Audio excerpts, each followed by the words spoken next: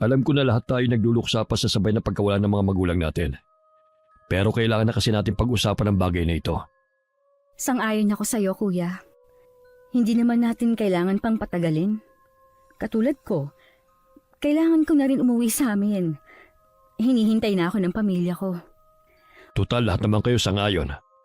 Pag-uusapan na natin ang tungkol sa mga ari-ariang naiwan ng mga magulang natin. Dahil bigla ng kanilang pagkamatay, hindi sila nakapag-iwan ng huling habilin para sa mga naiwang negosyo nila. Nais ko sanang pangasiwaan ng mga ari-arian na naiwan nila bilang nakatatandaan yung kapatid. Wala akong pagtutol sa bagay na yan, kuya. Malaki ang respeto at tiwala namin sa'yo. Alam kong magagampanan mo ang mga negosyo ng ating mga magulang. Salamat sa iyo, Bunso. Tanungin natin ang opinyon ng iba nating kapatid. Sa tingin ko, walang magiging problema sa mga kapatid natin. Gaya ng inaasahan, sumang-ayon ng 3 pang kapatid na ang panganay ang mamamahala sa mga negosyong naiwan ng mga magulang nila. Maliban sa pera sa bangkong paghahatian ng mga oras na yun. Ang negosyo naman na maiiwan, na pag-usapan nila na kada buwan ay paghahatian nila ang kita. Dahil bukod tangi ang inay ang malayo ang tinitirhan, na pag-usapan nila ng kapatid na ihuhulog na lang ang kanyang parte sa bangko. Totoo bang uuwi ka na bukas? Oo, kuya. Pasensya ka na kung parang nagmamadali ako. Hinihintay na kasi ako ng asawa at anak ko. Hindi mo man lang ba hihintay na maka 40 days man lang? Gustuhin ko man, hindi na talaga maaari. May pasok pa kasi ang mga bata. Nakiusap nga lang ako sa hipag ko na pakitingnan muna ang mga anak ko. Hindi naman pwedeng umabsent si Antonio sa trabaho niya. Hindi mo pa kasi sinama mga bata eh. Sana nakilala nila ang mga pinsan nila dito. Pumapasok pa kasi sila. Di bale, sa bakasyon uuwi kami dito. Magkikita-kita ulit tayo. Aasahan ko yan ha. Hindi ba delikado sa dagat ngayon? Balita ko magiging maalon daw. Kung unang beses ka palang nababiyahe, malamang matatakot ka. Pero nasanay na ako.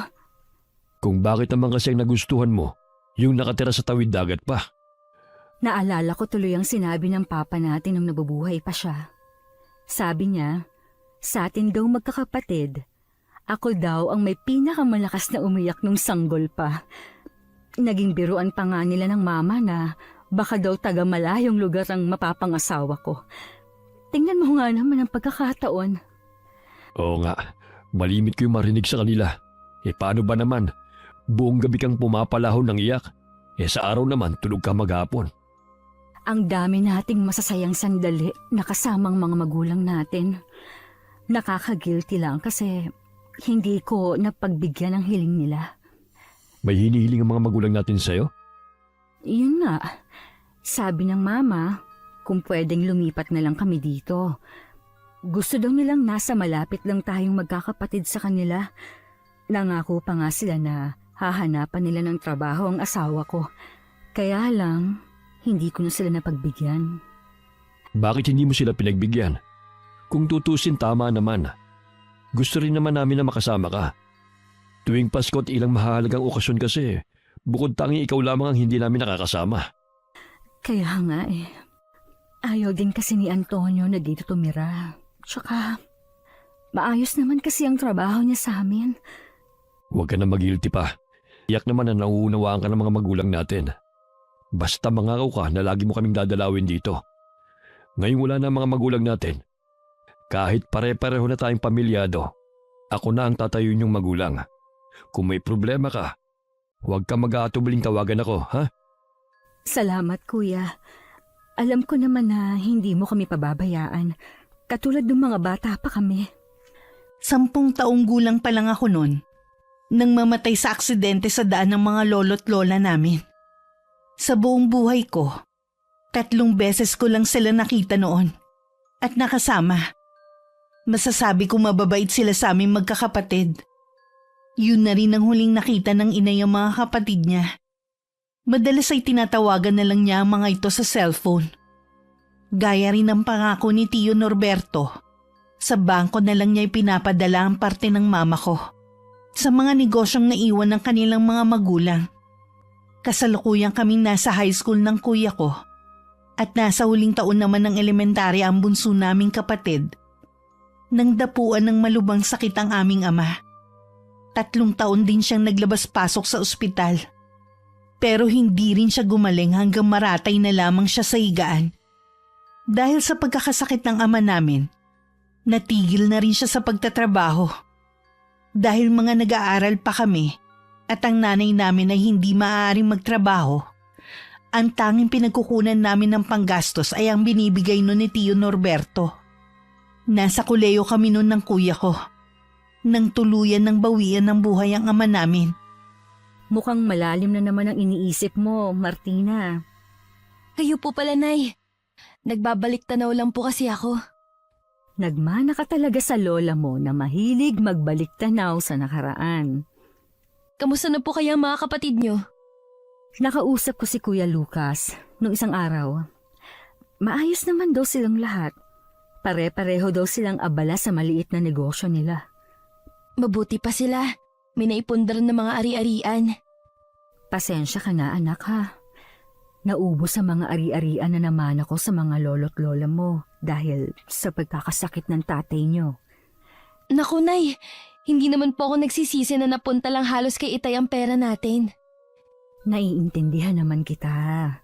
Di bale, yung ibinibigay ng Tio Norberto mo, sisikapin ko na makapagtabi kahit papano para balang araw makapagnegosyo tayo. Iniisip ko rin po kasi nagkakaedad na rin kayo. Kailangan po meron kayong inaasahan din.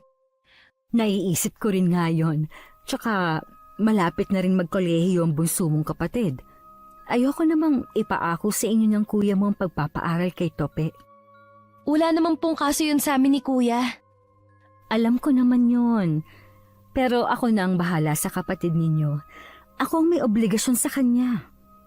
Maayos naman ang pagpapadala ni Tio Norberto kay inay nung umpisa. Ang ipinagtataka lang ng inay, kung bakit habang tumatagal, ay paliit na ng paliit ang pinapadala nito. Minsan tumawag siya dito para mangamusta. Ang sabi nito mahina daw ang negosyo ng pamilya. Baka nga raw ibenta na ang ilang paupahan para maipambayad sa mga naging utang. Dagdag pa ng tsuhin ko nung kausap niya ang inay, nagawa daw nitong mangutang para maisalba ang ibang negosyo ng pamilya. Ngunit nabigo daw ito. Ayos lang po ba kayo? Si Tio Norberto po ba ang kausap nyo? Oo. Siya nga ang kausap ko. Meron po bang problema? Ba't parang natitigilan kayo dyan? Wala naman. Hindi ko lang kasi maiwasan na makonsensya dahil ang kuya na ang umako sa responsibilidad sa negosyo ng pamilya. Tapos ako, heto, naghihintay lang lagi ng padala. Hindi po ba dati nag-alok kayo na tutulong kayo sa pagpapatakbo ng negosyo nyo? Siya naman po tong tumanggi. Naiintindihan ko naman siya. Ano nga bang alam ko sa negosyo namin? Hindi ko nga naranasan man lang ang magtrabaho. Bakit hindi nyo po dalawin ng mga kapatid nyo? Kahit wala po kayong maitulong madamayin nyo man lang ang mga kapatid nyo sa ibang paraan. Naisip ko nga yan Inaalala ko lang ang kapatid mo. Sino mag-aasikaso sa kanya? Huwag nyo na pong alalahanin si Tope. Ako na pong bahala sa kanya. Sa gabi naman po nandito na ako. Sa hapon naman po pag uwi niya, pwede naman po siya kay Chang muna habang hinihintay niya kami ni Kuya. Kung gayon gagayak na ako. Para sa linggo makabiyahe na ako. Kitang-kita kay inay ang saya. Nasa wakas ay makikita na rin niya muli ang mga kapatid. Alam ko naman kasing nasasabik na rin siyang makita at makasama sila. Dangan nga lang ay hindi siya basta makaalis dito sa amin. 2 araw bago umalis ang inay, nabilhan ko na rin siya ng tiket niya sa barko.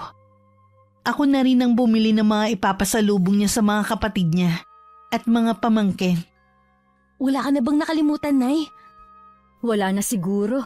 Ba't ba parang ikaw pa yung excited sa pag-alis ko? Alam ko po kasi na namimiss yun ng mga kapatid nyo. Sa inyo pong magkakapatid, kayo lang napalayo. Oo nga.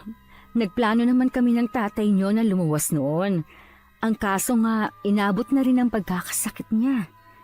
Kapag nandun na po kayo, magpakasaya lang po kayo kasama ng mga kapatid nyo. Huwag nyo na kaming alalahanin dito. Pwede bang hindi ko kayo isipin? Siyempre, lagi ko kayo maaalala. Tsak po na magugulat sila sa pagdating nyo. Siya nga pala, Nay. Saan pala kayo tutuloy?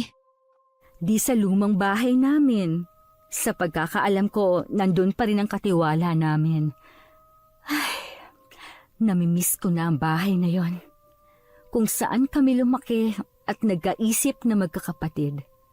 Sa wakas, makakauwi na rin ako pagkatapos ng mahabang panahon. Pagsapit ng araw ng linggo, hinatid namin ng mga kapatid ko ang inay sa pier.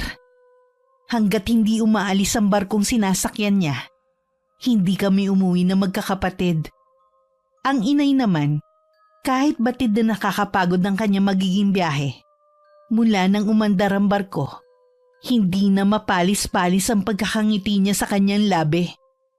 Matapos ang mahigit isang araw na biyahe sa barko, pagkababa naman, kailangan naman niya magtungo sa terminal ng bus kung saan sasakay pa uwi naman ng Cavite. Nakakapagod man ang mahabang biyahe, wala namang pagsidlan ng nararamdamang saya ng inay nang makita muli ang bahay nila. Ngunit ganun na lang ang gulat niya nang makita na may ibang tao nang nakatira doon. Isang naka-uniforme na babaeng lumabas ng gate.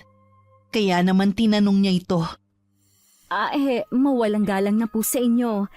Itatanong ko lang po kung sino yung pamilya na nakatira dito. Hindi ko po kasi sila nakikilala eh. Sila po yung nakabili ng bahay na to. Baka po yung kilala nyo yung dating may-ari ng bahay. Mga magulang ko po kasi ang dating may-ari ng bahay nito. Ganun po ba? Pasensya na po kayo. Wala na po ako maibibigay na detalye. Kasambahay lang po kasi ako dito eh. Kung gusto ninyo, kausapin niyo ang mga amo ko. Mababait naman po sila. Sige, kung maaari sana. Malayo pa kasi ang pinanggalingan ko eh. Sige, tatawagin ko lang po sila. Hintayin niyo po ako dito. Hindi naman nagtagal ay lumabas ang mag-asawa. Mukha nga mabait ang mga to. At halos hindi rin nalalayo ang edad kay inay. Kaya naman hindi na siya nagpaligoy-ligoy pa sa pagtatanong. Nasagot naman ang ilan sa kanyang mga katanungan. Nang malaman ng lahat, para siyang tatakasan ng ulirat. Bahagya pang bumuway ang tayo niya. Mabuti na lamang agad siyang nakakapit sa gate. Bumakas naman ang pag-aalala sa mukha ng mag-asawa. Inalok pa siya ng mga to na pwede siyang tumigil sa bahay na yun. Pero tumanggi ang inay. Sinabi na lang niya na meron siyang kapatid na maaaring uwian. Ilang sandali pa, nagpaalam na rin ang inay sa kanila. Tumuloy siya sa bahay ng sinusundan na kapatid. Kabisado pa naman niya ang pagpunta sa bahay ng mga to. Nagulat pa ang Tiyo Lucas na mapagbuksan ng gate ang inay. Mabuti naman natatandaan mo pang bahay ko. Kahit isang beses ka palang nakapunta rito. Madali lang naman tuntunin ang bahay mo. Kumusta na kayo ng pamilya mo? Sa awa ng Diyos, nakatapos na lahat ng mga anak ko sa pag-aaral. Malusog naman kami mag-asawa at walang iniindang sakit kahit rayuma. Mabuti naman kung ganon. Hindi katulad ng asawa ko na maagang kinuha sa amin. Pasensya ka na nga pala. Hindi na kami nakapunta sa buro ng asawa mo. Nahuli na kasi ang balita sa amin eh. Naiintindihan ko na masyadong malayo ang Iloilo. Nabanggit ko naman lahat kay Kuya Norberto. Sinabi naman niya sa amin nung nailibing ng asawa mo. Nakalimutan daw niyang banggitin sa kaabalan sa negosyo. Galing nga pala ako sa dati nating bahay. Iba na pala ang nakatira doon? Matagal na namin itong gustong sabihin sa'yo. Kaya lang binalaan kami ni Kuya Norberto na huwag ipapaalam sa'yo. Bakit kailangan niyang ibenta ang bahay ng mga magulang natin? Diba? Dapat tayong lahat na magdedesisyon sa bagay na yun. Sa tagal mong nawala, ang dami mo nang hindi alam. Pasensya ka na kung hindi namin masabi-sabi sa'yo. Pare-pareho kasi kaming takot kay Kuya eh. Marami pa ba akong dapat malaman? Oo, kagaya ng mga negosyo na hawak ni Kuya. Ayon sa kanya, nalugi na ang mga yon. Kaya kinailangang ipasara at ibenta. Nasaan na kung ganoon yung pinagbentahan? Kinailangan daw ibayad sa mga natirang utang. Hindi niyo man lang ba tinulungan si Kuya Norberto sa pagpapatakbo sa mga negosyong naiwan ng mga magulang natin? Ang totoo niyan, ilang beses kami nagtangkang tulungan siya.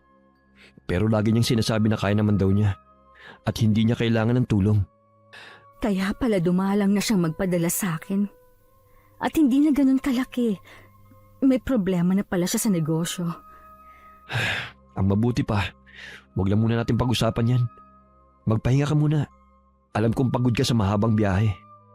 Nakakaramdam naman talaga ng pagod at panghihina ang inay. Kaya hindi na niya tinanggihan ang inaalok ng kapatid na magpahinga muna sa isang bakanting silid sa bahay na yun. Pagkatapos maiayos ang mga gamit, nahiga na siya sa kamang naroon. Sa ilang sandaling pagtitig ng inay sa kisame, maya-maya lang nakatulog na rin siya. Nagising lang ang inay sa mahihinang katok sa pinto.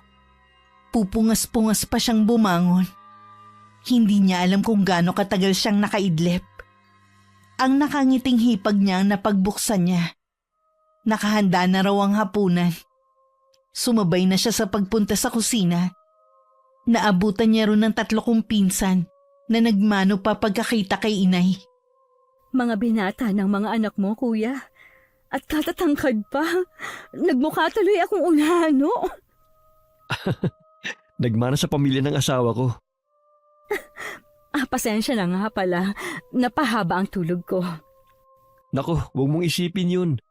Kung hindi nga nag-aalala si Susie na hindi ka pa kumakain ng hapunan, baka hayala lang kita makatulog. Gaya ng nakasanayan nila nung mga bata pa sila. Itinuro din pala ng Tiyo Lucas ang pagdarasal bago kumain sa mga anak. Natutuwa naman ang inay ko. Dahil yun din ang nakaugalian namin sa bahay. Habang naghahapunan, panaka-naka pa sila nagkukwentuhan. Sumasagot naman daw ang 3 kong pinsan tuwing tinatanong ng inay noon. Pero halata sa kanila ang pagiging mahiyain. Pagkatapos ng hapunan, ang nanay ko na nagpresenta na maghugas ng pinagkainan. Tumulong pa rin naman si Tia Susie sa kanya. Habang nagliligpit nga, panay daw ang kwentuhan nila.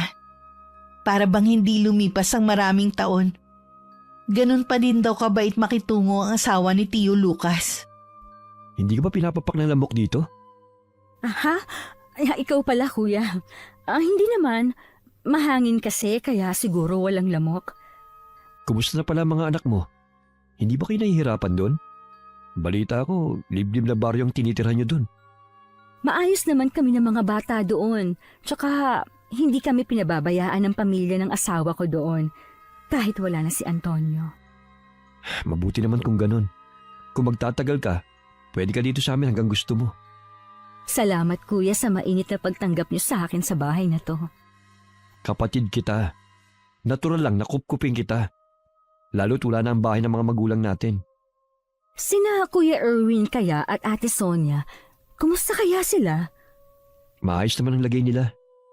Pakiwari ko ba mayroon ka pang hindi sinasabi sa akin? Tama ba? Hindi ko kasi alam kung paano sasabihin at saan magsisimula. Umpisahan mo sa pagkabenta ng bahay natin. Walang may gusto na maibenta ang bahay na yon. Alam naman kasi natin na hindi nakapag-iwan ng huling habili ng mga magulang natin. Dahil doon inari ni Kuya ang bahay na yon. Hindi niya kami pinartihan sa pinagbentahan. Katwiran niya ay pinambayad sa utang. Pero hindi kami naniniwala. Baka naman totoo na ipinambayad sa mga utang.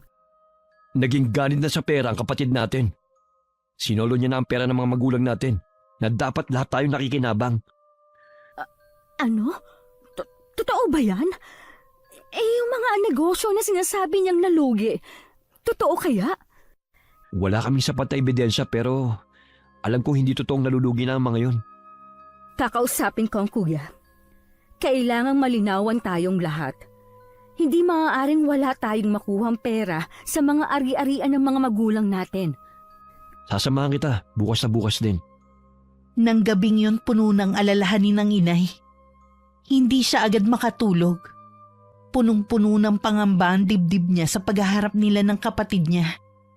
Kinabukasan kahit kulang sa tulog, maagang bumangon ng inay para tumulong sa kanyang hipag.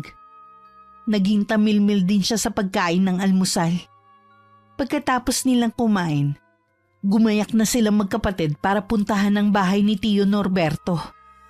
Sa pagpasok pa lang na subdivision, mahihinuha na agad na hindi birong tumira sa ganung lugar. Medyo dulo na ang bahay na kanilang pinuntahan. Sa labas pa lang ng malaking mansyon, makikita na ang karangyaan ng paligid. Dito na ba nakatira ang Kuya Norberto? Oo, matagal na. Ito rin ang unang beses na nakapunta ako rito. Kita mo naman, kinailangan pa tayong hinga ng ID para lang payagan makapasok. Daig pa ang hari ng kapatid natin na kailangan protektahan. Ay, huwag na tayong mag-aksaya ng panahon. Gusto ko na siyang makausap. Ako din naman. Lumapit na tayo sa gate. Makailang beses pa muna silang nag-doorbell bago may lumapit na naka-uniformeng babae. Agad silang nagpakilala. Mapanuring tingin naman ang ibinigay nito sa kanila.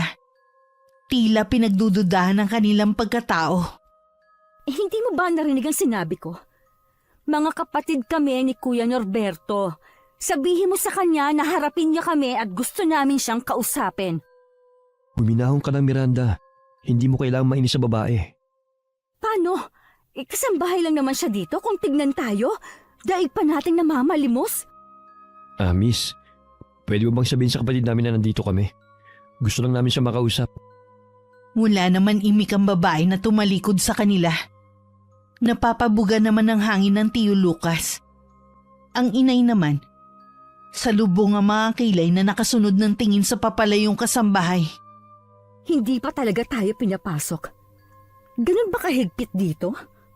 Baka utos ni Kuya Norberto na wag basta-basta magpapasok ng tao rito. Huwag ka na mainis sa kasambahay.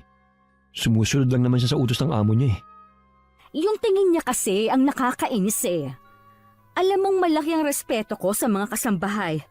Dahil pinalaki tayo ng mga magulang natin na dapat silang ituring na kapamilya. Pero ang isang yon, akala mo kung sinong makatingin. Huwag mo nang idamay ang kasambahay sa init ng ulo mo. Ay, pasensya na. Kagabi pa kasi ako hindi mapalagay. Tinapik pa ni Tio Lucas sa balikat ng inay para kumalma lamang siya. May ilang minuto rin sila naghintay sa labas ng gate. Nakakaramdam na sila ng pagkainip nang bumalik ang kasambahay. Walang imik na binuksan nito ang gate at saka sila pinapasok. Iginiya sila nito sa gilid ng bahay. Nagtataka man hindi na lang sila umimik. Papunta daw sa likod ng bahay ang daan na yun. Doon ay naghihintay na ang Tio Norberto. Nakapamewang pa daw ito habang hinihintay sila. Nang magkaharap, saka naman umalis ang kasambahay. Kuya Norberto. Ikaw na ba yan, Miranda? Ang laki ng pinagbago mo ah. Parang tumanda ka kagad. Malaki rin naman ang ipinagbago mo. Hindi ako makapaniwala na dito sa malaking mansyon nito, ikaw nakatira. Nasaan ang bahay na una mong naipundar? Matagal ko nang ipinagbili yun. Kumusta ka na bro? Sa iba tumutuloy ang kapatid natin? Kaya siguro magkasama kayo. Dumiretso si Miranda sa dati nating bahay. Doon niya nalaman na ibinenta mo na ang bahay ng mga magulang natin. Siguro naman ipiniliwanag na sa'yo ni Lucas kung bakit ko yung binenta. Nabanggit nga ng kuya. May gusto lang din akong linawin. Siya nga pala, hindi mo ba kami iimbitahan na maupo muna? Matagal-tagal kasi ang magiging usapan natin. Oo nga pala, pasensya na kayo. Dito tayo maupo. Magpapadala rin ako ng merienda nyo. Sandaling iniwan sila ni Tio Norberto para utusan ng kasambahay na magdala ng merienda nila. Ilang sandali pa, lumabas na rin ang tiyuhin ko. Naupo siya sa katapat na upuan ng inay. Ano bang gusto mong linawin, bunso? Marami.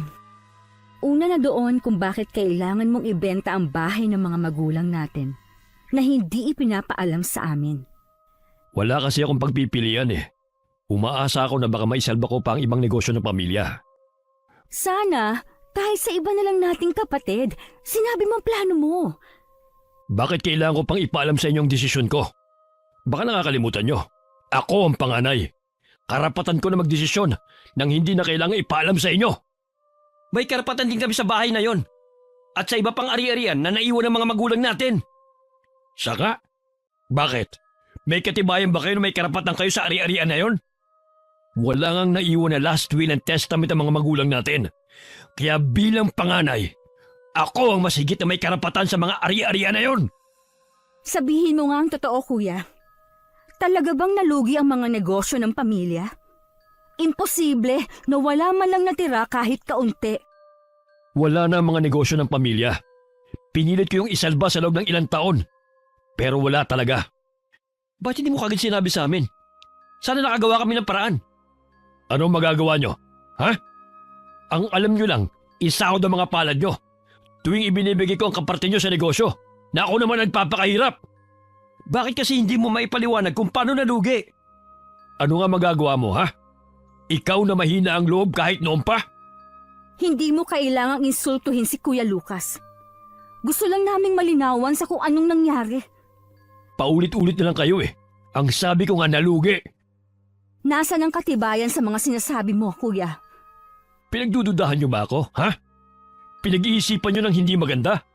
Samantalang ako nagpakahirap sa mga negosyo natin, habang kayo nagpapasarap sa buhay. Lalo ka na, Miranda. Alam mong hindi totoo yan. Ilang taong may sakit ang asawa ko. Pilit kong pinagkakasya ang pinadadala mo sa akin. Hanggang ngayon nga, baon pa rin ako sa utang. Dapat nga magpasalamat ka pa eh. Kahit wala kang ginagawa, merong nagbibigay sa'yo. Hindi ko kailangan magpasalamat. May karapatan din ako sa mga negosyong hawak mo. Puro kayo karapatan. Pero ni isa sa inyo walang naitulong. Mabuti na nga rin siguro na nagsara na lahat ng mga naiwang negosyo ng mga magulang natin. Kesa naman pag-away-awayan pa natin. Makikipag-away talaga kami hanggat hindi mo inilalabas ang katibayan. Katibayan ba ka mo? Sige, maglalabas ako. Maghintay lang kayo at ipapadala ko sa inyong lahat. Marami pa sanang gustong malaman ng inay at Tio Lucas. Kaya lang tinalikuran na sila noon ni Tio Norberto. Halata di umano ang pag-iwas nito sa kanila. Kaya lalong kinutuban ng inay na meron itinatago sa kanila ang kapatid nila. Bago umuwi, dinalaw muna ng inay at Tio Lucas ang dalawa pa nilang kapatid. Sa iisang barangay lamang nakatira ang mga yon.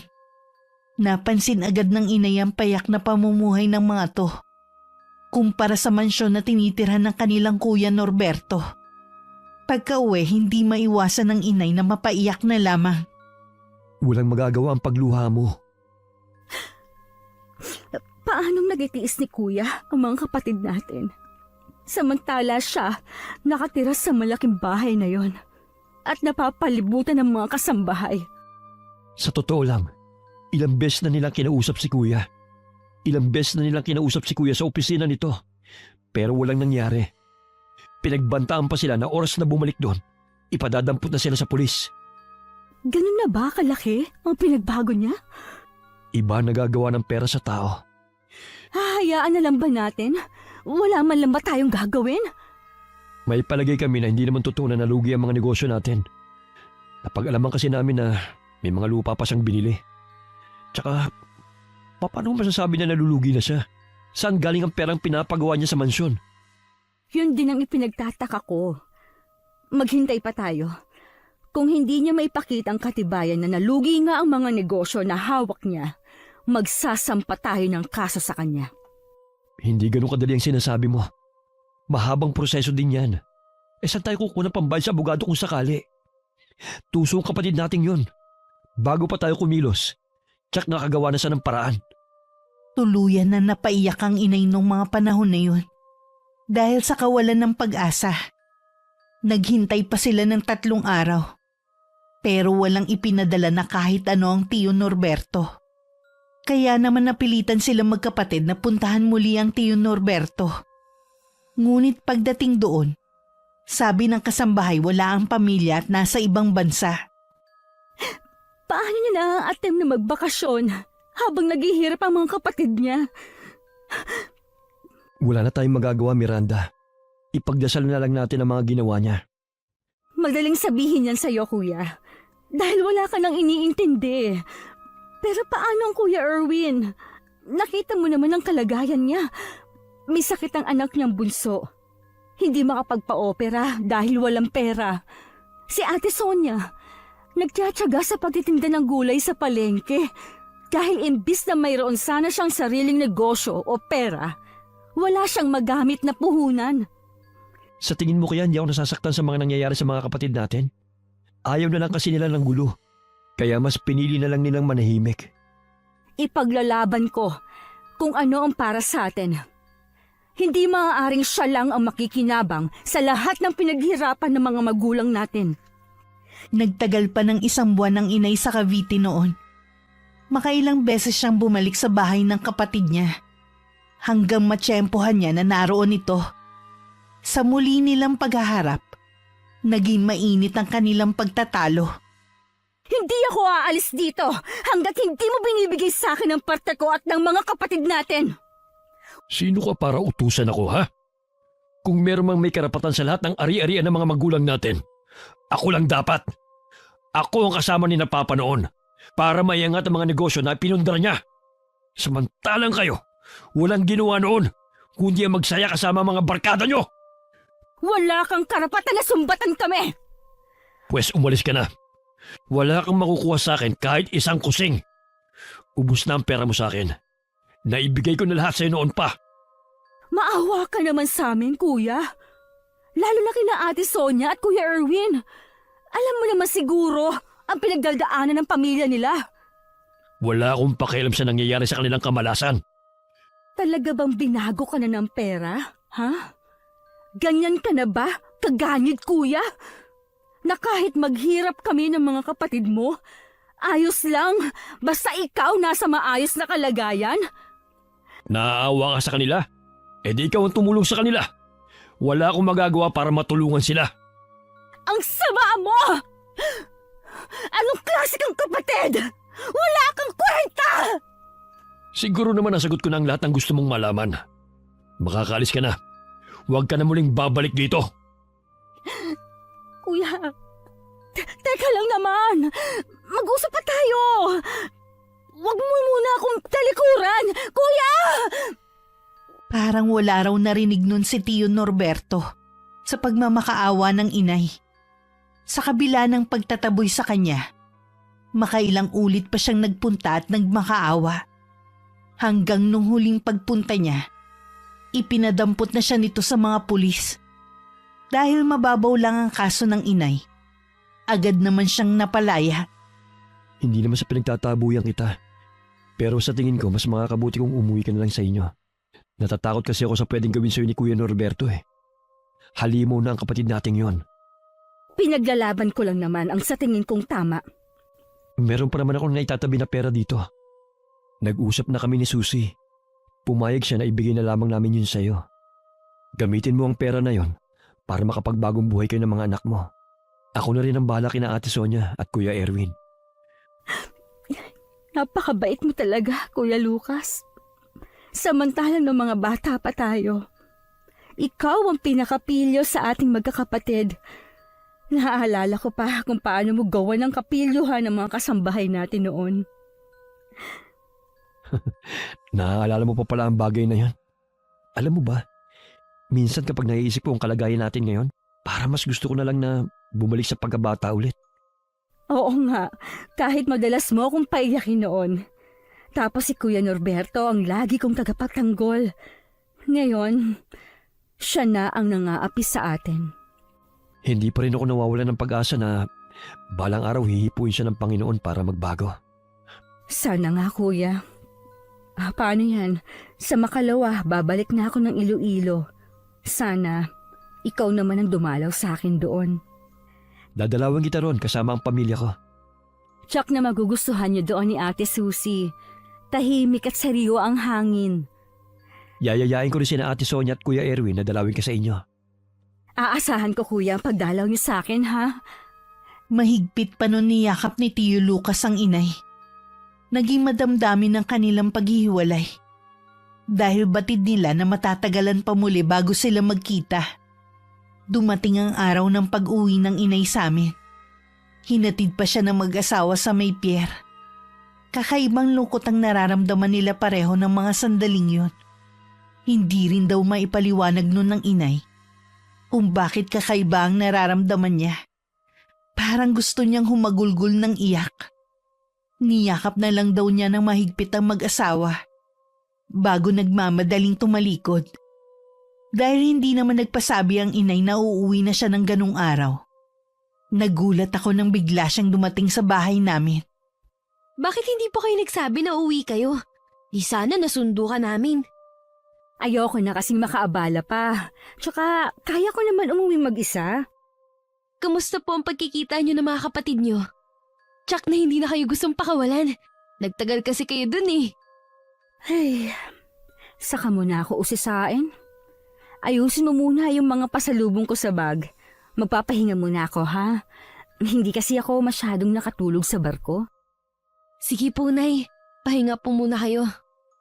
Nang pumasok ang inay sa kwarto namin, inayos ko na ang dala niyang bagahe at maging ang mga dala niyang pasalubong. Nang silipin ko siya sa may kwarto, nakita kong mahimbing na nga siyang natutulog. Lumabas muna ako ng bahay para puntahan si Lola Pina, ang nanay ng namayapa kong ama. Malapit lang naman ang bahay ng lola ko. Ilang araw na kasing masama ang pakiramdam niya. Dinala ko na rin ng ilang pasalubong galing kay inay. Naabutan ko ang lola ko na nakaupo sa katre at nakatingin sa kawalan. Lola, Ikaw pala, Apo. Dumating na pala ang nanay mo. opo, Galing ba sa kanya yan? opo la. Pasalubong niya po para sa inyo. Halika dito sa tabi ko. Maayos na po ba ang pakiramdam niyo? Sa tingin ko, Apo, ilang araw na lang ang itatagal ko. Huwag niyo pong sabihin yan, Lola. Malakas pa naman kayo ah. Akala mo lang yon, Iha. Pero sa totoo lang, marami nang nararamdaman ang katawan ko. Alam ko sinisingil na ako sa mga nagawa ko noon. Lola, ayoko pa po kayong mawala. Huwag niyo po muna kaming iwan. Hindi ako tuluyang mawawala sa inyo. Nandyan lang ako sa puso mo, Apo. Kahit saan man ako magpunta, lagi pa rin kitang gagabayan. Mas gusto ko na nakikita kayo na nandyan lang, Lola. Naaalala mo pa ba ang lagi kong sinasabi sa iyo? Lahat tayo ay may hangganan sa mundong ito. Tapos na ang misyon ko. Matagumpay ko nang naipasa sa iyo ang tanging pamana ko sa iyo. Tandaan mo lang ang mga habilin ko. Gamitin mo lang sa kabutihan. Dahil oras na gamitin mo sa masama, babalik ito sa iyo. Opo, Lola. Alam ko naman po yan. Samahan mo ako maglakad-lakad sa labas. Gusto kong makita ang paligid sa huling sandali. Kahit gusto ko nang bumulalas ng iyak, pinigilan ko pa rin. Huminga muna ako ng malalim bago inalalayan palabas ang lola ko. Nakarating kami sa maliit niyang garden kung saan nakatanim ang iba't ibang uri ng orchid. Pinaupo ko muna siya sa upuang naroon habang pinagmamasdan niya ang mga alagang orchid. Pangalagaan mo ang mga alaga kong halaman, Martina. Sa'yo ko din to iiwan. Sa lahat ng mga apo ko, ikaw lang ang nagmana sa pagkahilig ko sa mga halaman. Opo, Lola Pina. Mabuti po pumasok na tayo sa loob ng bahay. Lumalamig na po kasi eh. Tumango lang naman si Lola Pina nang hindi tumitingin sa akin. Nang maihatid ko siya sa kwarto niya, dumating naman si Tia Elsa, ang isa sa mga anak ni Lola. Byuda ito at may 5 anak. May kanya-kanya ng pamilya ang mga anak niya. Kaya siya na lang ang nagpresenta na samahan ng Lola. Makalipas ang 1 linggo, nakita na lang ng tiyang na wala ng buhay ang lola ko habang natutulog. Sa aming mga magpipinsan, ako ang mas labis na naapektuhan sa pagkawala ng lola namin. Ako lang kasi ang bukod tanging malapit kay Lola Pina mula pa noon. Pinangingilagan kasi siya ng mga pinsan ko dahil sa pagiging masungit niya. Kahit may 1 buwan na ang nakakalipas, sariwa pa rin sa puso ko ang kirot sa pagkawala ni Lola Pina. Alam mo, kapag nakikita ka ng Lola Pina mo ng ganyan, malulungkot yon. Hindi ko lang po kasi maiwasan. Parang ang iksi kasi ng panahon na nagkasama kami ng lola. Ganun talaga ang buhay. Hindi natin alam kung kailan tayo mawawala sa mundong ito. Kaya mahalin at pangalagaan natin ang mga itinuturing nating mahalaga sa atin.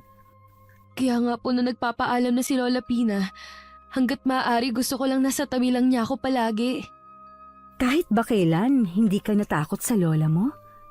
Kilala kasi siya sa pagiging masungit. Kita mo naman, kahit ako ilag sa kanya. Para po sa akin, siya ang pinakamabait na lola. Sana nandito pa rin siya at kasama natin. Saan man siya naroroon, tiyak na ginagabayan ka niya. Nasabi nga po niya yan. Namimiss ko na ang lola. Naiintindihan kita, anak. Pwede mo naman siya laging dalawin sa puntod niya. Para maibsan ang pangungulila ko kay Lola. Tuwing wala akong pasok sa trabaho, madalas akong nasa garden niya. Pakiramdam ko kapag naroon ako kasama ko pa rin si Lola Pina. Dahil sa kaabalahan ko sa pag-aalala ko sa lola ko, hindi ko na namalayan ang paglipas ng oras. Sinulyapan ko muna ang mga halaman na alaga ng lola bago ko umuwi. Malayo pa lang natanaw ko na si Tia Elsa. Hindi na niya ako napansin dahil sa ibang direksyon siya nagtungo. Hindi ko maiwasan na mapakunot ng noo kung bakit siya naroon sa bahay namin. Mula nang mamatay ang lola, bumalik na rin siya sa mismong bahay nila. Nay, Oh, nandyan ka na pala. Galing dito ang Tia Elsa mo. Sabi ko nga nasa bahay ka ng lola mo. nakita ko nga po siya. Ano pong sadya niya? May ilan lang siyang tinanong sa akin tungkol sa'yo. Sabi ko naman, huwag mag-alala dahil hindi yun mangyayari. Ano pong tinanong niya tungkol sa akin? Sana dumirekta na lang siya sa akin. Sana nga. Kaso, hindi ka inabutan dito sa bahay. Tinatanong niya kasi kung mayroon daw bang iniwan sa'yo ang lola mo, maliban sa pagbibilin sa mga halaman nito. Ano naman pong iiwan sa akin ni Lola? Payak lang naman ang pamumuhay nito eh. Hindi naman daw material na bagay ang tinutukoy niya. Ewan ko ba? Ayaw naman niya kasi akong direktahin kung ano yun. Basta sabi ko, wala ka kakong nababanggit sa akin. Kakausapin ko na lang po kapag nakita ko siya. Mabuti pa nga, ayoko naman kasi na pagmulan niya ng hindi magandang samahan natin dito. Lalo't wala ng tatay mo. Kinabukasan pinuntahan ko ang Tia Elsa. Sinagot ko lang ang mga tanong niya sa akin. Dahil kalmado akong sumagot, sa tingin ko na paniwala ko naman siya. Dagdag pa nito ayaw niya akong mapahamak at ang ibang tao. Nauunawaan ko naman ang tiyahin ko. Pero mas gusto kong sundin ang bilin sa akin ng lola. At isa pa, hindi ko naman yun gagamitin sa masama. Nais ko lamang yung ituring na yaman na mana ko kay Lola Pina. O, kumusta ang pag-uusap niyo ng tiyahin mo? Ayos lang naman po. May ilang bagay lang ako nilinaw sa kanya. Nag-aalala lang naman siya sa akin eh. Sabi ko, wala siyang dapat ipag-alala. Ganun ba? Pwede bang malaman kung anong napag-usapan ninyo? Tungkol lang po sa bahay ni Lola Pina. Sabi na nga be, tama ako nang iniisip. Baka akala niya, sa'yo ipinamana ang bahay at lupa ng matanda. Siyempre nga naman, apo ka lang. Kahit pa sabihin na paborito kang apo ng lola mo. Kaya nga po eh, mabuti na lang naliwanagan na siya. Oo nga pala, totoo ba ang sinabi ng kuya mo na hanggang ngayong linggo ka na lang daw sa trabaho mo? Totoo po yun, Nay. Kasi naman gusto ako ilipat ng ibang branch. Hindi ako pumayag. Ayoko kasing mapalayo sa inyo eh. Hindi ko pa kaya. Sa bagay nga, ikaw naman ang magdesisyon sa bagay na yan. Tsaka, unang trabaho mo pa naman yan. Makakahanap ka pa ng iba. May iba nga po pala ako, Nay. Mula kasi nung dumating kayo, Hindi pa kayo nagkukwento tungkol sa mga nangyari sa pagdalaw niyo sa mga kapatid niyo sa Cavite. Ang totoo niyan, Iha, hindi maganda ang mga nangyari sa pagdalaw ko sa kanila. Pero mabuti na rin nakapunta ako dahil ang dami kong natuklasan. Ano naman po yun? Matagal na palang nabenta ang bahay ng lola't lola ninyo. Wala na rin ang mga ari-arian na naiwan nila. Ho? Paano nangyari yun? Naging ganid ang kiwin mo sa pera. Kinamkam niya ang lahat at hindi na kami hinatian ng mga kapatid niya. Ang sama niya. Akala ko pa naman ay mabait siya dahil yun ang sabi niyo. Paano niya nagawa yun sa inyo? Pinadampot pa niya ako sa mga pulis.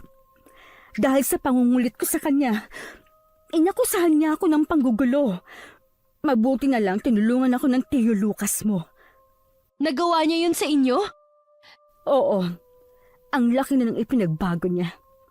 Ang nagagawa nga naman ng pera sa tao. Sana man lang isinaalang-alang niya ang pagiging magkapatid niyo. Pagdating sa pera, walang kapakapatid. Hayaan na lang natin ang lahat. Naniniwala naman ako sa karma. Hindi ako sumasang-ayon sa gusto mangyari ng inay. Dangan lamang ay wala rin ako magawa para matulungan siya. Matuli na lumipas ang panahon. Ang madalas nakausap ng inay ay si Tio Lucas. Minsan narinig kong pinag-uusapan nila ang kapatid nilang si Tio Norberto. Hayaan na lang natin ang kuya. Sabi mo nga, wala tayong laban sa kanya. Medyo gupit na rin kasi sina Kuya Erwin eh. Sinubukan nga nilang lumapit ulit, kaya lang hindi sila pinapasok sa loob. Para silang hayop na pinagtabo yan. Pasensya ka na, kuya. Wala din akong maitulong kay Kuya Erwin. Alam mo naman, ang sitwasyon ko ngayon. Huwag ka mag-alala. Nauunawaan ka naman namin eh. Naikwento ko lang naman sa'yo ang nangyayari dito. Basta, kuya, kahit wala man akong maitulong, sabihan mo pa rin ako sa nangyayari dyan. Oo naman. Balita ko rin, nagbabalak mag-abroad ang mag-anak ni Kuya Norberto. Talaga? Magagawa pa nilang mag-abroad? Gayon nasa mahirap na sitwasyon ng iba niyang kapatid? Yun na nga eh. Kaya parang gusto na siyang itakwil na kapatid ni na Kuya Erwin at Ate Sonia. Kung hindi lang talaga masamang magtakwil, baka noon ko pa siya itinakwil na kapatid. Ang magagawa na lang natin, ipasa Diyos ang lahat. Matagal din nag-usap ang inay at ang Tio Lucas. Mula noon lagi ko na napapansin na tila laging malalim ang iniisip ng inay. Parati din siyang balisa at napapadalas ang pagpunta niya sa bayan. Tuwing tinatanong ko naman siya, lagi niyang sagot ay may dinadalaw siyang kaibigan at nagtatanong na rin ng pwedeng applyan na trabaho. Hindi naman po sa minamaliit kong kakayanan niyo, Nay.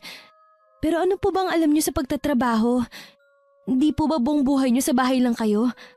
Kahit nung hindi pa kayo magkakilala ng itay hindi kayo nakaranas magtrabaho dahil prinsesa kayo sa bahay niyo. Totoo naman, Iha.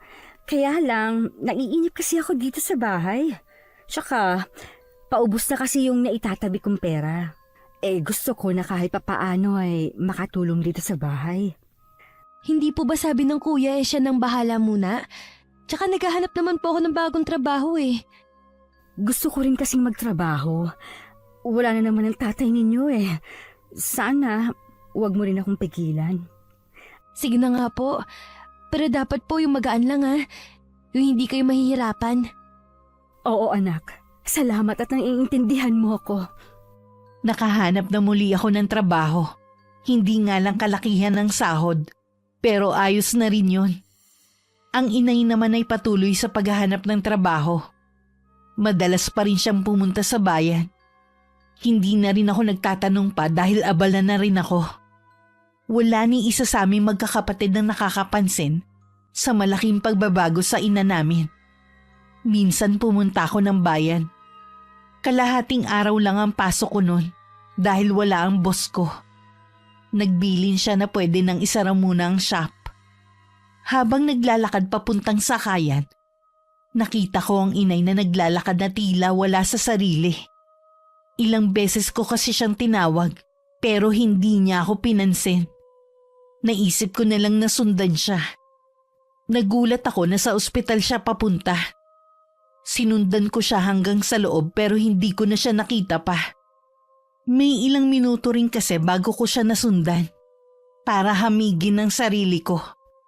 Nagpasya ako na sa bahay na lang siya hintayin. Pagdating sa bahay, nagulat pa ang inay nang makita na naroon na ako.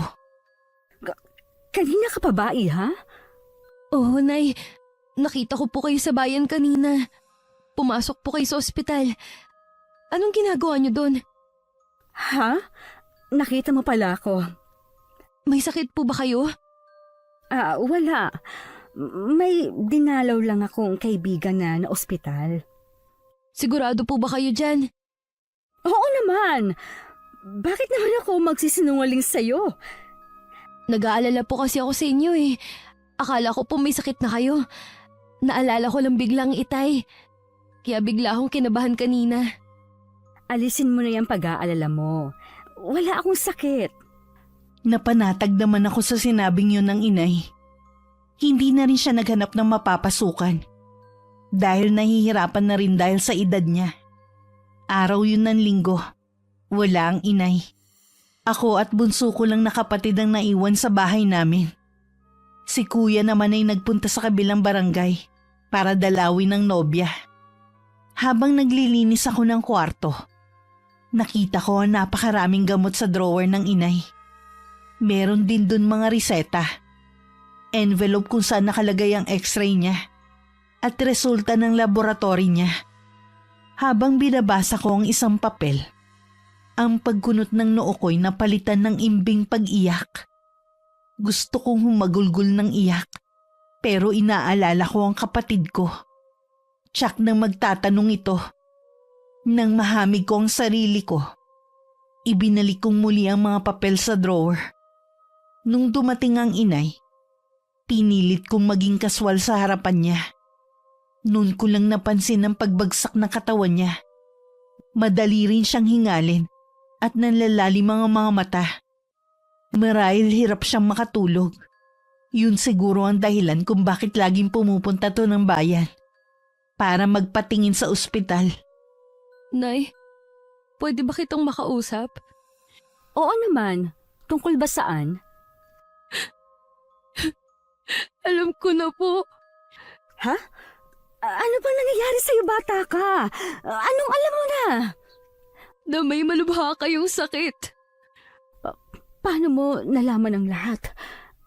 Nangialam ka ba sa gamit ko? Di ba sabi ko sa'yo ayokong nangingialam ka? Bakit kailangan niyo pong ilihim? Kung hindi ko pa nakita ang mga resulta niyo. Patawarin mo ako, anak. Ayaw ko lang kasi kayong mag-alala ng mga kapatid mo eh. Nay naman! Ano bang klaseng katwiran yan? Natural na mag-aalala kami sa'yo. Sasabihin ko rin naman sa inyo. Naghahanap lang ako ng tamang pagkakataon. Kailan niyo sasabihin? Kapag malala na? Katulad ng itay na matagal na pala may iniindang sakit? Alam ko kasi ang trauma nyo nung magkasakit ang papa ninyo. Ayoko lang na masaktan na naman kayo eh. Kaya nag-iisip ako ng paraan kung paano gagaling. Kaya lang sinabihan ako ng doktor na wala nang lunas ang sakit ko. Hindi na madadaan sa pagpapa-opera ang sakit ko. Kumalat na kasi ang cancer sa buong sistema ko.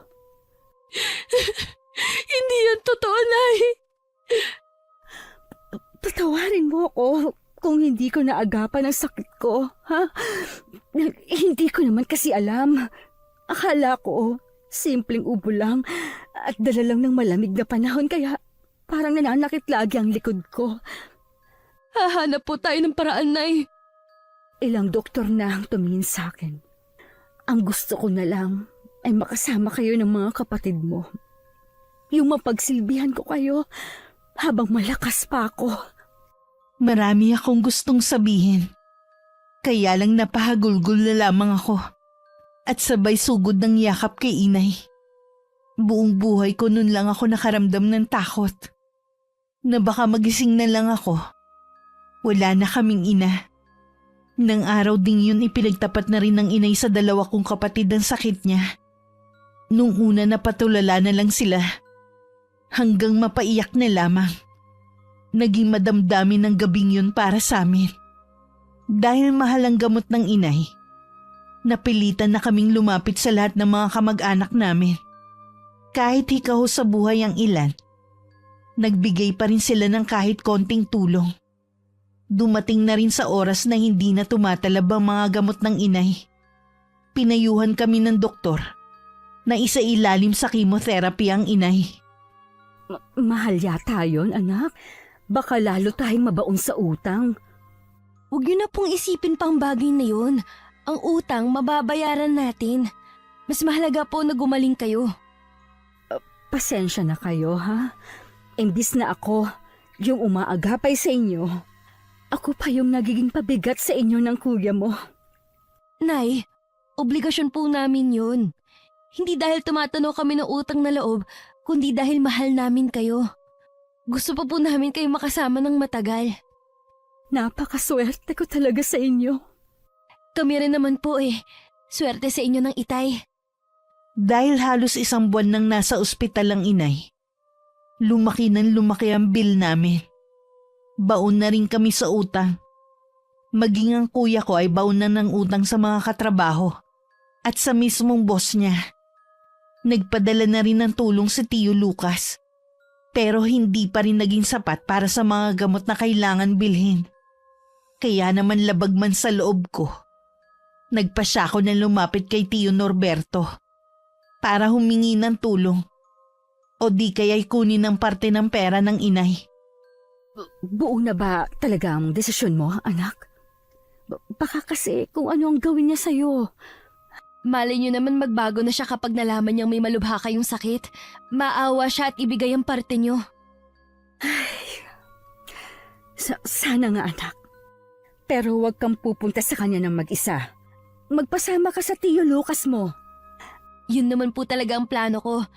Habang wala pa po ko, si Bunso po munang bahala sa inyo. Huwag din po kayo mag-iisip ng kung ano-ano. Lahat po gagawin ko para madugtungan pa ang buhay niyo. Oo, anak. Pasensya na rin kayo, ha? Hindi ko naman gusto na pati kayo mahirapan eh. Lalo ang bunso ninyong kapatid. Napilitan tuloy tumigil sa pag-aaral para lang mabantayan ako dito sa ospital. Makakabalik pa naman po siya sa pag-aaral niya. Mas gusto din niya na nasa tabi niya kayo palagi. Pinatigil ko na ang inay sa pagsasalita. Nakikita ko kasi na naghahabol na naman siya sa paghinga niya. Pinagpahinga ko muna siya. Hinintay ko lang si kuya na manggagaling pa sa trabaho niya. Kailangan ko kasing umuwi muna para maihanda ang mga gamit ko. Maaga kasi kung luluwas bukas para pumunta sa Cavite. Kinabukasan nga bago pumunta ng Pierre. Dumaan muna ako sa ospital para magpaalam kay inay. Nadatnan ko siyang natutulog. Hinalikan ko na lang siya sa pisngi. Ang kapatid kong bunso at si Tia Elsa ang nagbabantay sa kanya ng mga oras na yon. Minsan ang ibang kapatid ni tatay ang nandun para dalawin ng inay at bantayan. Mainit naman akong tinanggap ni Tio Lucas at ng pamilya niya nang dumating ako. Natutuwa naman at nakita ka na rin namin. Kasing ganda mong mama mo. Salamat po Tio Lucas at Tia Susie sa pagtanggap niyo sa akin sa bahay niyo. Wala yun. Bukas ang bahay namin sa inyo magkakapatid. Kumusta na pa ng mama mo? Kailangan po siya isailalim sa chemotherapy. Yun lang po ang paraan para humaba pa ang buhay niya. Pero kailangan ko po ng malaking halaga. Pasensya ka na, Iha. Kung wala kami masyadong naitutulong. Kayo nga po ang may malaking naitulong sa amin. Malaking bagay po yung buwan-buwan niyo kami napapadalhan. Kaya lang po sobrang mahal na talaga ng gamot na inay at labas-masok din po siya sa ospital. Ngayon po mag-iisang buwan na po siya sa ospital. Lagi namin siyang pinagdarasal na sana magkaroon ng himala na gumaling siya. Yun nga po ang kailangan ng mama. Isang himala galing sa langit. Pero sa nakikita ko po sa kanya, unti-unti na po siya nawawala ng pag-asa. Lalo't hirap na rin siya. Hindi ko na napigilang humagulgol sa harapan ng mag-asawa. Hinagod naman ng tiyahin ko ang likod ko. Gumaan naman ang pakiramdam ko sa senseridad na ipinapakita ng mag-asawa. Nung gabi nakilala ko ang mga pinsan ko. Naging kasundo ko agad sila. Sa kabila ng pinagdadaanan ko. Kahit papano lumakas ang loob ko sa ipinapakita nilang pagmamalasakit sa akin. Nagpasalamat din ako sa kanila. Dahil galing pala sa mga sahod nila ang pinapadalang pera ng tiyuhin ko sa amin. Kinabukasan kasama ko si Tio Lucas. Pinuntahan namin ang bahay ng kapatid niya. Kasambahay lang ang humarap sa amin para sabihin na umalis na kami at hindi kami haharapin ng tiyuhin ko. Sa bugso ng galit ko, kumuha ako ng bato. At bago pa ako mapigilan ng Tio Lucas ko, nagawa ko ng batuhin ng mataas na gate. Muli pa sana akong kukuha ng bato nang pigilan ako ng tiyuhin ko. Tama na Martina, mapapahama ka sa ginagawa mo. Pabayaan niyo po ako. Kung kinakailangan, maghapon kong babatuhin ang bahay niya para lang harapin niya ako. Hindi makakatulong ang ginagawa mong pagwawala dito. Makinig ka naman sa akin, Iha. Kailangan ng inay ko ang pera para sa pagpapagamot sa kanya. Bato ba talagang puso ng kapatid niyo? O sadyang nananalaytay sa kanyang ugat ang pagiging masama? Nang dumampot muli ako ng bato, hinayaan na lang ako ng Tio Lucas ko. Pero baka sa kanya ang labis na pag-aalala. Hindi ko na rin napigilan na kalampagin ng gate at sumigaw. Harapin mo ako! Lumabas ka dyan! Maawa ka naman sa kapatid mo! Habang nandyan ka sa loob ng mansyon mo at nagpapakasarap, naghihirap naman ang inay ko sa ospital! Martina, may parating. Natigilan ako sa balak ko sanang paghagis ng bato. Hinintay namin na may lumabas sa gate. Ilang sandali lang, lumabas ang isang matangkad na lalaki. Madilim ang anyo nito at parang gusto na kaming lamunin ng buo ng tiyuhin ko. Nakilala ko agad ito na si Tio Norberto. Sino ka? Bakit ka nag-ieskandalo rito? Ikaw ba nagsama sa babaeng to dito? Paano mo ako makikilala? Ayaw mo naman kaming harapin! Siya si Martina, ang anak ng kapatid natin si Miranda. Kaya naman pala, pareho kayo ng nanay mo na skandalosa. Siguro naman sinabi sa'yo kung anong ginawa ko sa kanya dati. Gusto mo rin bang gawin ko yun sa'yo? Hindi ba dapat ikaw makulong? Dahil sa ginawa mo? Matapang ka ah. Tignan natin kung hanggang saan ang tapang mo. Nakikiusap ako kuya. Huwag mo nang patulan ng bata. Sobrang naapektuhan lamang siya sa nangyayari sa kapatid natin. Ano ba nangyari kay Miranda? Malubhan ang kalagayan ng kapatid natin. May cancer si Miranda at kailangan niya ng malaking halaga para madugtungan pa ang buhay niya. Ganun ba? Kaya ako nagpunta dito para kunin ang pera ng para kay mama. Paawa na sana kayo sa kapatid niyo. O sige, bumalik ka bukas. Iahanda ko lang ang pera. Talaga po? Ibibigay niyo ang parte ng mama ko? Oo, Iha. Kaya huwag ka nang umiyak. Salamat po. Maraming salamat po. Sabi ko na nga be, hindi mo matitiis ang kapatid nating si Miranda. Salamat Kuya Norberto. Sa wakas, dininig na rin ang matagal ko ng pinagdarasal. Masaya kaming umalis ni Tio Lucas. Nabuhayan muli ako ng pag-asa na madudugtungan pa ang buhay ng inay. Kulang na lang ay hilahin ko ang oras para mag-umaga na. Sa labis na excitement na nararamdaman ko, hindi ako nakatulog ng gabing yon. Sa kabila na kulang sa tulog, maaga pa rin akong bumangon. Muli akong sasamahan ni Tio Lucas para kunin ang pera. Habang patungo kami, parang tinatambol ang dibdib ko sa matinding kaba. Hindi ko alam kung bakit. Taimtim na lang ako nagdasal sa isip ko. Makakahinga ka na rin ng maluwag. Sa wakas hindi na natin poproblemahin ang pagpapagamot sa nanay mo. Oo nga po. Kahit tinapat na kami ng doktor, ang madugtungan pang buhay ng inay ay sapat na sa amin para makasama pa namin siya ng matagal. Pero umaasa pa rin ako sa isang himala. Walang imposible sa pagdarasal, Iha. Manali ka lang sa kanya At huwag susuko sa pagdarasal.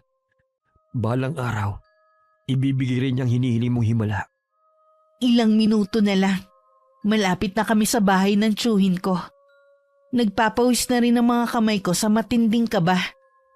Napaaga ang punta namin dahil hindi na ako makapaghintay na makuha ang pera. Gusto ko na kasing makauwi sa amin. Pagdating sa bahay ng tiyuhin ko, sakto namang may kasambahay na palabas para magtapon ng basura. Kuryosidad ang tingin na ibinibigay nito sa amin. Agad kaming lumapit sa kanya at sinabi ang sadya. Bumakas naman ang pagkalito sa mukha nito. Inaasahan kami ni Tio Norberto ngayon. Medyo napaaga lang ang dating namin. Kasi kanina pang hating gabi sila umalis na mag-anak. Saan daw nagpunta? Magbabakasyon na naman sa ibang bansa. Sigurado ka? Baka nagkakamali ka lang. Baka naman sa malapit lang ang punta nila. Hindi po. Matagal na yung nakaplano eh. Martina, ayos ka lang ba? Opo, medyo nahilo lang ako. Magpakatatag ka, Iha. Hindi ka maaaring panghinaan ngayon. Narinig niyo naman ang sinabi ni ate. Wala na sila. Umalis na. Niloko lang tayo ng kapatid niyo. Pinaasa niya lang ako. Miss, sinabi ba ng mga amo mo kung kailan sila babalik? Meron ba silang binilin? Hindi po eh. Pero kadalasan po, isang buwan silang nasa ibang bansa. Wala rin silang sinabi bago umalis. Ganun ba? Maraming salamat sa'yo. Sige po, kung wala na kayong kailangan papasok na po ako sa loob. Napasalampak na lang ako sa simento. Habang patuloy sa pag-iyak na parang bata, tuluyan na rin ako nawalan ng pag-asa. Unti-unti na rin ako nilulukuban ng matinding galit. Hanggang makauwi kami ng tiyuhin ko, wala akong tigil sa pag-iyak. Nagpasya na rin akong umuwi sa amin. Bago yun humingi pa ng tulong si Tio Lucas sa mga kakilala nito. Bali wala rito kahit mabaon din ito sa utang. Basta may maipadala siya sa akin na pera. Salamat po. Ang Diyos na lang po ang bahala magbalik sa mga kabutihan niyo sa amin. Pasensya na po kayo kung pati kayo mababaon sa utang. Hindi ko rin kayang walang gawin habang naghihirap si Miranda. Walang ibang magdadamayan kundi kami lang ng magkakapatid. Balitaan niyo na lang po ako kung dumating na si Tio Norberto. Umaasa ka pa rin ba na tutuparin niyang sinabi niya? Hindi na po. Gusto ko lang makibalita. Yun lang po. Sige. Kapag nabalitaan ko na dumating na siya, ipapaalam ko agad sa'yo. Nang araw na yun umuwi ako na masama ang loob kay Tio Norberto. Punong-puno pa rin ng galit ang puso ko dahil sa ginawa niyang panluloko. Noon ko napagtanto na walang kasing itim ang kanyang budhi. Kabababa ko lang sa barko. Pagod at kulang pa sa tulog ay dumiretso na agad ako sa ospital. Agad kong niyakap ang inay na biglang sumigla nang makita ako. Kumusta ang pagpunta mo sa Cavite? Ayos naman po. Nakakapagod nga lang dahil napakalayo. Muntik pa nga po akong maligaw sa pagpunta sa bahay ni Tio Lucas eh. Mabuti na lang mababait ang napagtatanungan ko. Masasanay ka rin na bumiyahe ng malayo. Nagkita ba kayo ng Tio Norberto mo? Ilang beses ko po siyang pinuntahan sa kanila kaya lang po Hindi ka rin ba niya hinarap? Hindi po, Nay. Kasambahay lang po nilang nakakausap namin ni Tio Lucas. Nasa ibang bansa daw kasi ang buong pamilya nila para magbakasyon. Mabuti pa sila nakakapagbakasyon sa ibang bansa. Pangarap ko din yan noong nabubuhay pa ang tatay ninyo. Ang makapagbakasyon sa ibang bansa kasama kayo ng mga kapatid mo. Kaya pa naman natin tuparin yan kahit wala na si tatay eh. Tuparin mo ang pangarap mong yan, Martina, kahit wala na ako. Mas masaya kapag kasama ka namin na magbabakasyon sa ibang bansa. Oo naman, pero alam ko, hindi na rin ako magtatagal. Huwag niyo pong sabihin yan, Nay. Hindi pa po ako handa na mawala kayo. Lahat gagawin ko para madugtungan lang ang buhay niyo. Ayoko na rin kasi na mahirapan kayo ng dahil sa akin. Nay, mas gusto pa namin mahirapan kaysa ang iwan mo kami. Meron nga pa akong dalang pera dito eh. Pwede na naituloy ang chemotherapy niyo. Ayoko na, anak. Pagod na ang katawan ko. Pakiramdam ko, lasang kalawang ang pagkain ko. Kaya isinusuka ko din ang kinakain ko. Paano ako lalakas? Nay, ilalaban ka namin hanggang sa huli. Huwag kang sumuko ha. Alam ko, matapang kayong magkakapatid. Makakaya ninyo kahit wala na ako. Ikaw na ang bahala sa bunso ninyong kapatid, ha? Talaga bang ayaw niyo na? May pera naman tayo eh. Ilaan mo na lang yan sa ibang bagay. Huwag na sa akin. Tandaan mo, mahal na mahal ko kayo ng mga kapatid mo. Hiniling ni nanay na sa bahay na lang siya maghihintay ng huling sandali. Kahit ayaw namin ng mga kapatid ko, wala kami magawa kundi sundin ang kahilingan niya. Nakikita rin kasi namin na hirap na siya. Kahit nasa bahay lang ang inay, tuloy pa rin ang gamutan niya. Lahat na yata ng politiko ay nilapitan na namin para makahingi ng konting tulong. Kahit ang mga kakilala lang ng mga kakilala namin, nilapitan na rin namin para makahiram ng pera. Kahit sumuko ng inay, hindi pa rin namin matiis na makita siyang nahihirapan. Sa gabi ako nagbabantay sa kanya at kapatid ko namang bunso sa araw. Tuwi-tuwi na lagi kong tinitignan ang dibdib niya kung tumataas baba pa.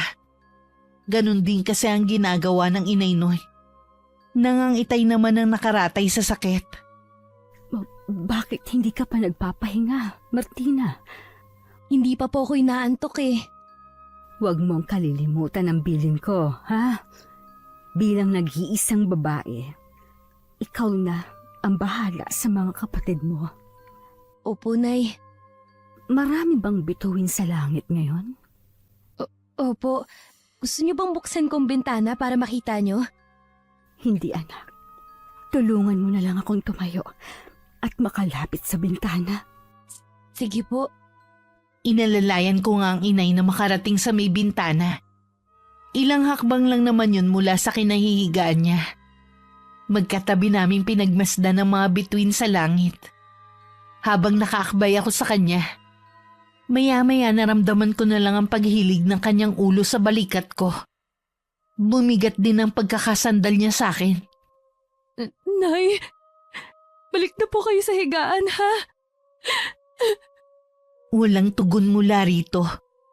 Hanggang napaiyak na lang ako nang maramdaman ko na hindi na tumitibok ang puso niya. Dahil kulang na sa timbang, nagawa ko siyang buhatin hanggang sa higaan niya. Doon na ako napahagulgul ng malakas habang tinatawag ang mga kapatid ko. Napahagulgul na lang sila na mapagtanto na wala nang inay namin. Dumating sa burol ang 3 kapatid ni nanay. Bukod tanging si Tio Norberto lamang ang wala. Hindi na kami umaasa na darating pa si Kuya Norberto. Ang balita ko, kakaalis lang ulit. Pupunta raw sa Hong Kong silang mag-anak. Paano niya naaatim na magsaya kasama ng pamilya niya habang nakaburol ang kapatid niya? Matagal na namin tinanggap na ganun siya. Yun na ang likas niyang ugali. Ganid at walang puso. Siyang may kasalanan kung bakit namatay ang inay. Hindi niya sana mararanasan ng hirap ng sakit niya kung ibinigay niya sana ang parte ng pera ng inay. Wala na tayong magagawa pa. Ipasa Diyos mo na lang lahat. Kung yan na naman ang gagawin ko, malamang mababaon na naman sa limot ang nangyari kay inay. Bakit bang damot ng Diyos? Bakit lahat na lang kinuha niya sa amin? Naging mabuting tao naman kami. Bakit? Martina, maghunos dili ka. Huwag mo siyang questionin. Hindi ka dapat nawawalan ng pananalig sa kanya. May dahilan kung bakit nangyari ang lahat ng to. Nangyayari to para pahirapan kami. Namimili siya kung sino lang ang pagpapalain niya. Tingnan niyo si Tio Norberto. Walang kasing sama. Pero biniyayaan pa rin niya na masagalang buhay. Samantalang kami, hinayaan niyo maghirap at magdusa ang mga magulang namin sa sakit. Naging mabuting tao naman sila. Pero bakit? Hindi na ako naniniwala pa sa Diyos nyo. Martina, patawarin ka nawa sa mga binitiwang mong salita sa kanya. Hindi mo alam ang sinasabi mo. Sana balang araw, maliwanagan ang isip mo. Hanggang sa mailibing ang inay, hindi na ako makausap ng maayos. Lagi na lang din ako nagkukulong sa bahay ni Lola Pina. Sa pag-aakala ng mga kapatid ko na gusto ko lang mapag-isa, hinayaan na lang nila ako. Wala silang kaalam-alam na nagsasagawa na ako ng ritual para kulamin si Tio Norberto. Isang manika na may larawan niyang idinikit ko rito. Ito ang gagamitin ko para makaganti sa kanya. Ako si Martina Bayan. Isang mangkukulam. Kampo ng kadiliman ang pinagdadasalan ko. Isang matinding sakit ang igagawad ko sa iyo, Norberto Flores. Mas matinding sakit ang mararanasan mo. Higit pa sa naranasang paghihirap ng kapatid mo na si Miranda Bayan. Mula sa gabing ito, mag-uumpisa ang kalbaryo mo! Nang mga sandaling yon, mahimbing na natutulog si Tio Norberto. Wala siyang kamalay-malay na may parating na malaking unos sa kanyang buhay. Dahan-dahan gumapang ang isang ipis sa higaan nilang mag-asawa. Hanggang pumasok yun sa bahagyang nakabukang bibig niya. Kinabukasan habang nasa banyo, napansin ni Tio Norberto ang tila paglobo ng tiyan niya. Binaliwala lamang niya yun. Naisip niya na baka nasobrahan na siya ng kakainom ng alak. Pagdating sa opisina, hindi niya inaasahan ang pagdating ng kapatid niya. At agad siyang inundayan ng suntok sa mukha. Bumalandra naman siya sa sahig. Susugurin pa sana siya nito nang awatin na ito ng mga tao sa paligid. Hayop ka! Paano mo nagawang tiisin ang gano'n ng kapatid natin? Kung sugurin mo ako, parang ako ang pumatay sa kapatid natin ah. May cancer siya at wala nang lunas sa sakit niya. Bitiwan niyo ako! Papatayin ko hayop na yan! Mabuti pang umalis ka na bago kita ipakaladkad at kasuhan. Gawin mo! Wala akong pakialam. Sana noon ko pa itong ginawa. Ano ba kinakagalit mo? Ang hindi ko pagtulong sa kapatid natin? Para ano pa? Mamamatay na rin naman siya. Bakit ako mag-aaksaya ng pera sa taong malapit na sa hukay? Kung ibinigay mo lamang sana ang pera sa kanya, madudugtungan pa ang buhay niya. Hindi niya sana mararanasan ang araw-araw na sakit dahil sa kanyang kanser. Lahat ipinagkait mo sa kapatid natin.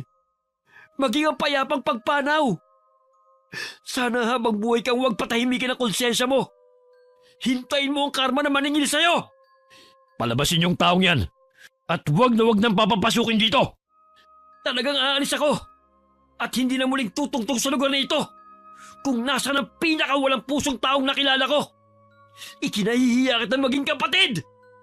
Nagpupuyo sa galit na umalis nun si Tio Lucas. Ang kapatid naman nakaramdam ng hiya dahil pinagtitinginan siya ng mga tao sa paligid. Kesa marinig ang mga usap-usapan tungkol sa nangyari, minabuti niyang umuwi na lamang sa kanilang bahay.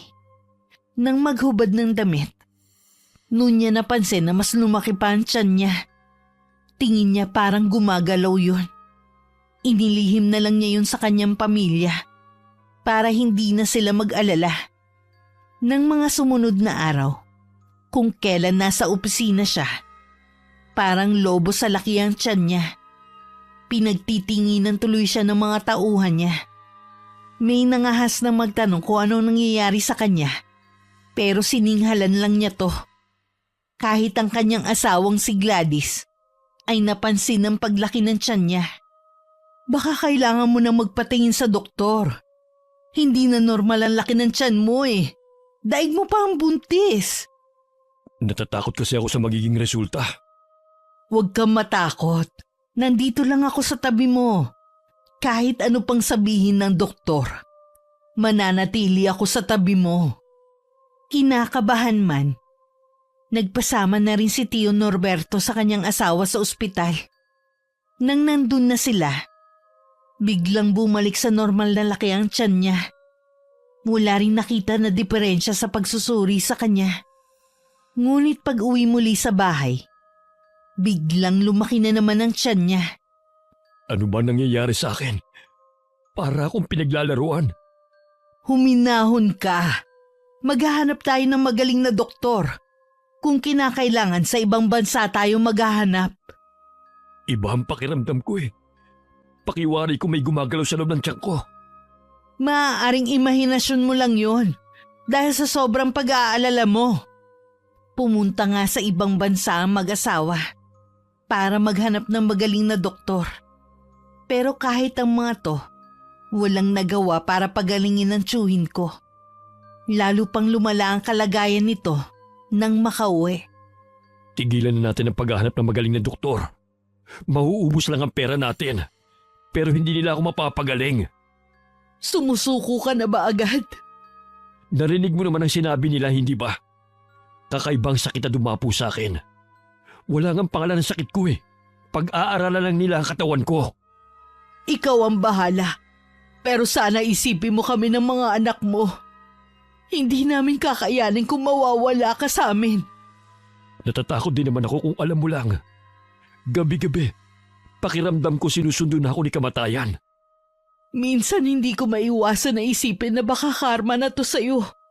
Dahil sa mga ginawa mo sa mga kapatid mo. Hindi totoong karma. Hindi lang ako naging maingat sa sarili ko kaya nangyari to. Hanggang ngayon nagmamatigas ka pa rin. Naghihirap ngayon ang mga kapatid mo. Ni hindi mo man lang naisip si Miranda noon. Ilang beses kang pinuntahan ng anak niya. Pero hindi mo talaga ibinigay ang parte ng kanyang ina. Pwede ba? Huwag na nga natin silang pag-usapan. Lalo na si Miranda. Minsan sumasagi din sa isip ng asawa ng tiyuhin ko na baka nakukulam ito.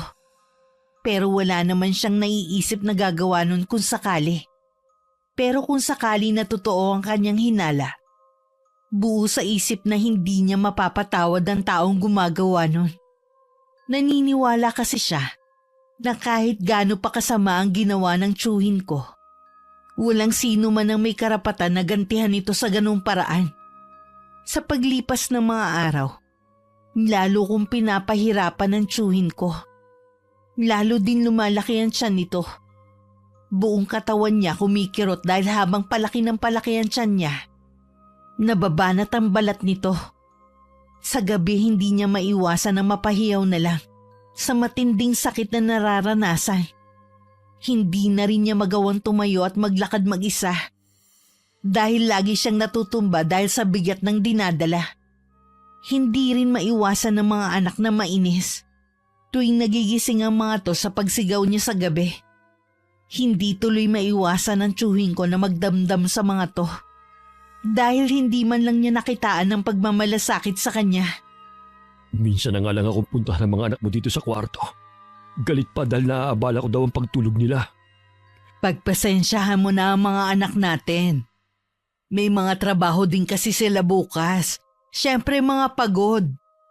Kung ganun din lang pala, pagbukurin mo na lang sila. Parang hindi tayo pamilya. Kayo na nga lang ang masasandalan ko sa paghihirap kong to eh. Ako na ang humihingi ng kapatawaran sa inaasal ng mga anak natin. Nandito naman ako at hindi kita pababayaan. Siya nga pala, alam na ba ng mga kapatid ko ang nangyayari sa akin? Oo. Ipinaalam ko na nung isang araw. Anong reaksyon nila? Kailan nila ako dadalawin? Ay, hindi ko alam. Marami din kasi silang ginagawa ngayon. Nakakaya kung aabalahin pa natin sila. Naiintindihan ko kung ayaw nila akong puntahan. Hayaan na lang natin sila. Kung talagang pupuntahan ka nila, nasa kanila na yon. Kahit hindi magsalita batid ng asawa ng tiyuhin ko, na umaasa pa rin ito na dadalawin siya ng mga kapatid. Pero lumipas na lang ang 1 linggo. Hindi pa rin siya dinadalaw ng mga to. Habang nag-iisa sa kanyang silid, hindi maiwasang magsalimbayan sa isip ng tiyuhin ko ang mga kasamaang ginawa sa mga kapatid, lalo na sa aking ina. Kahit batid niyang naghihirap na ito sa sakit, mas pinili pa rin niyang magbulag-bulagan sa takot na maubos ang pera niya. 2 buwan ko ring pinahirapan sa matinding karamdaman ng tiyuhin ko. Araw-araw sumisigaw siya sa matinding sakit. Namimilipit at hindi na rin makapagtulog. Minsan nahihiling na lang niya na sana matapos na ang buhay niya. Isang araw bago siya bawian ng buhay, wala siyang tigil sa pag-iyak at pagmamakaawa sa asawa niya. Natapusin na ang buhay niya para matapos na rin ang paghihirap niya. Tatagan mo ang loob mo. Nandito lang kaming pamilya mo. Ayoko na! Suko na ako! Hindi ko na kaya ang sakit! Tigilan mo ng pagpapainom sa akin ng gamot! Hindi naman ako tinatablan yan eh! Dadalhin ka namin sa ospital. Baka may magawa pa sila. Ayoko! Wala naman silang magagawa. Ang gusto ko, tapusin na ang buhay ko para matapos na din ang paghihirap ko. Awang-awa naman ang tiyahin ko sa nakikitang paghihirap ng asawa. Pero wala itong magawa. Nang gabing yun lahat sila hindi pinatulog. Sumuka na rin kasi ng dugo ang tiyuhin ko. Wala rin tigil ang pagdumi niya ng dugo. Hanggang bawian na siya ng buhay. Sa pagkamangha ng maging ina, may lumabas na ipis sa bibig nito. Nang pinaimbalsa mo nila ang katawan niya, labis ang kanilang gulat nang sabihin ng embalsamador na durog lahat ang mga laman loob ng tiyuhin ko. Naisip nilang maging ina na kaya marahil ganun katindi ang sigaw nito dahil sa matinding sakit na nararamdaman. Sa burol tanging mga kaibigan nila mag-asawa ang dumalo. Ni isa sa mga kapatid ay walang pumunta. Inunawa na lang nila yon. Habang nagluluksa sila, halos mabaliw naman ako sa saya at paghalakak sa loob ng bahay ng lola ko. Sa wakas kasi, naipaghiganti ko na ang inay sa kanyang kapatid. Ngayon, Nay, matatahimik ka na rin. Naipaghiganti na kita sa galit mong kapatid. Mas matinding kamatayan ang iginawad ko sa kanya. Pagkatapos ng 40 days, nagpasyantsahin ko na ibalik ang pera na para sa mga kapatid at sa aking ina kahit patay na ito. Humingi din ito ng kapatawaran sa ginawa ng tiyuhin ko. Lalo sa amin.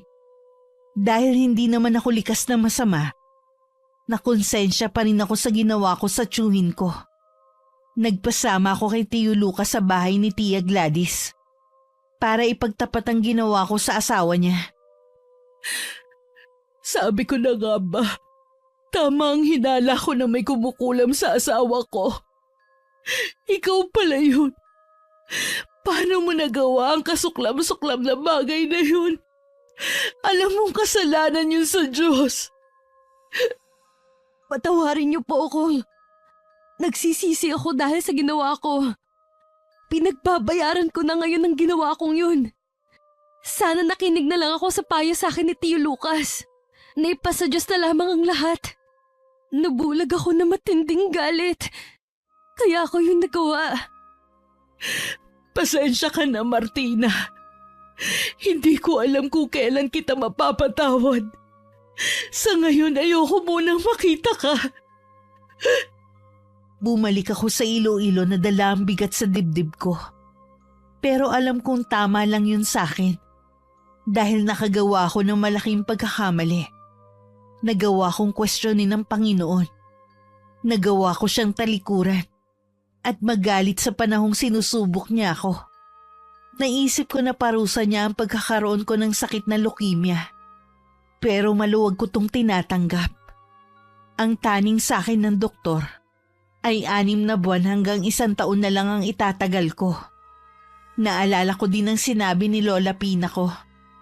Kapag ginamit ko ang kulam sa hindi maganda, babalik ito sa akin. Sa mga panahon na yun, inilaan ko na lang ang sarili ko sa paglilingkod sa Diyos. At para makasama na rin ang mga mahal ko sa buhay, doon ko napatunayan na ang pera ang ugat ng kasamaan ng tao. Lagi kong sinasalamin ang nangyayari kay Tio Norberto. Dahil sa pera, Lumabas ang pagiging ganid nito. Kinalimutan ng mga mahal sa buhay para lang sa pansariling kaligayahan. Sa ngayon naghihintay na lang ako ng huling sandali ko. Alam ko masaya akong lilisanin ang mundong ito.